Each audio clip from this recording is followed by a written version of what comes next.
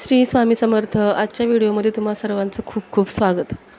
अधिक महिना चालू आहे आणि सगळीकडे आईची ओटी भरावी, कशी भरावी, का भरावी, सगळ्या महिलांमध्ये या गोष्टींबद्दल संभ्रम आहे आणि त्यासोबतच खूप प्रश्न आहेत मनामध्ये की ह्या गोष्टी कशा कराव्या. तर आजच्या व्हिडिओमध्ये मी तुम्हाला या सगळ्या प्रश्नांची उत्तरं सांगणार आहे. पहिलं तर आपण जाणून घेऊया की अधिक महिन्यामध्ये आईची ओटी का भरावी. तर आईची कृतज्ञता कितीही आपण केली तरी तीच कमीच आहे आणि आईचे उपकार हे आपल्याकडून कधीही ऋण आपल्याकडून फिटणार नाहीत. परंतु या अधिक महिन्यामध्ये आपल्याला आईची ओटी भरून तिची सेवा करण्याची संधी मिळते, तर आपल्याला ते करायला हवे.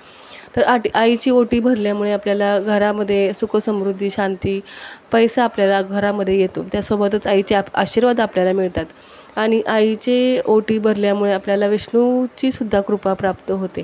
त्यासोबतच आईचे आशीर्वाद मिळाल्यानंतर आपल्याला कोणत्याही गोष्टीची कमी राहत नाही. तर हे तर आपल्याला माहीतच आहे की प्रत्येकाला आपली आई प्रिय असते.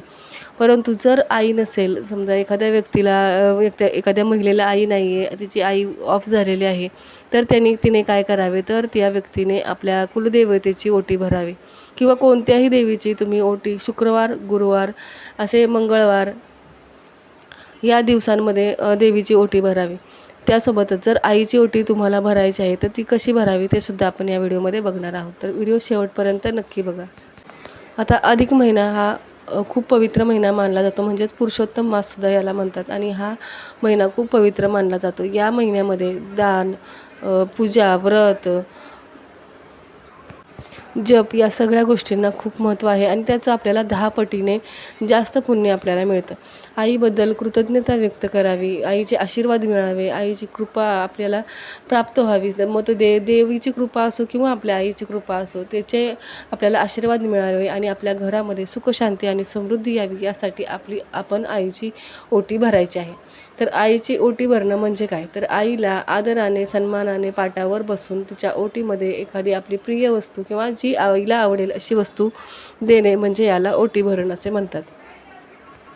आता अगोदर सांगितल्याप्रमाणे मंगळवार, शुक्रवार, गुरुवार या दिवशी तुम्ही देवीची किंवा आपल्या आईची ओटी भरू शकता.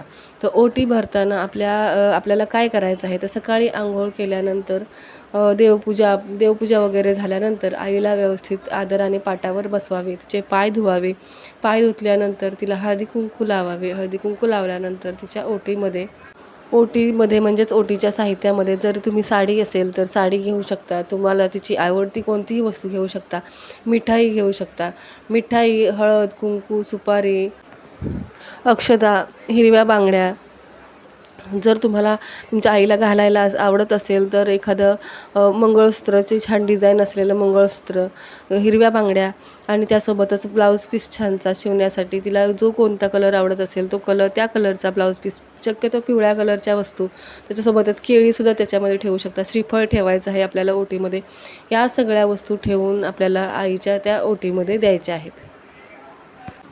आता आईची ओटी भरताना आपल्याला ओम नमो भगवते वासुदेवाय नमः हा मंत्र मनामध्ये बोलत बोलत आपल्याला तिची ओटी भरायची आहे आणि तिचे आशीर्वाद प्राप्त करून घ्यायचे आहेत.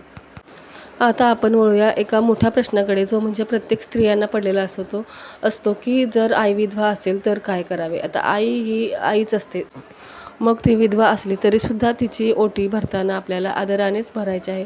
ओटी तुम्ही भरू शकता, म्हणजे काही ठिकाणी असं असतं की आपल्या आईला आपण हळदी कुंकू लावू शकत नाही, हिरव्या बांगड्या देऊ शकत नाही किंवा हिरवी साडी देऊ शकत नाही, पण या व्यतिरिक्त आपण त्याच्यासाठी सगळं काही करू शकतो. म्हणूनच विधवा जरी आई असेल तरीसुद्धा तिला पाटावर बसवून तिचे पाय धुवून तुम्ही तिला तिच्या आवडीची एखादी साडी देऊ शकता. तिला आवडीची गोष्ट देऊ शकता जी तिला आवडेल, ज्यामुळे तिच्या चेहऱ्यावरती समाधान येईल. त्यासोबतच तिला हळदी कुंकू न देता आपण दुसरी भेटवस्तूसुद्धा देऊ शकतो. फक्त ओटी भरण्यामध्ये आपल्याला ओटीच्या साहित्यामध्ये आपल्याला फक्त हिरव्या बांगड्या किंवा हिरवी साडी या गोष्टी वगळून आपण बाकीच्या गोष्टीसुद्धा त्यामध्ये ठेवू शकतो. म्हणजे श्रीफळ ठेवा, तिला आवडत्या कलरची साडी ठेवा, त्यामध्ये श्रीफळ ठेवा. हळदी कुंकू न लावता सुद्धा तुम्ही ही ओटी भरू शकता. त्यामध्ये तिची आवडती मिठाई द्या तिला. भेटवस्तू म्हणून ज्या गोष्टी, एखादं पुस्तक आवडीचं जर तुमची आई वाचन करत असेल, ज्या आईच्या आवडीच्या गोष्टी आहेत त्या तुम्ही या महिन्यामध्ये करू शकता, जेणेकरून आईला तुमच्या आनंद होईल, तिचे आशीर्वाद आपोआप तुम्हाला मिळतील. आईचे आशीर्वाद घेतल्यामुळे तुम्हाला विष्णूची कृपा आपोआपच मिळणार आहे. त्यामुळे या महिन्यामध्ये आईची नक्की तुम्ही काही ना काही कोणत्या ना कोणत्या प्रकारे सेवा करा. तिला कोणत्या ना कोणत्या प्रकारे कोणतं ना कोणतं गिफ्ट द्या, तिला आवडीची वस्तू द्या.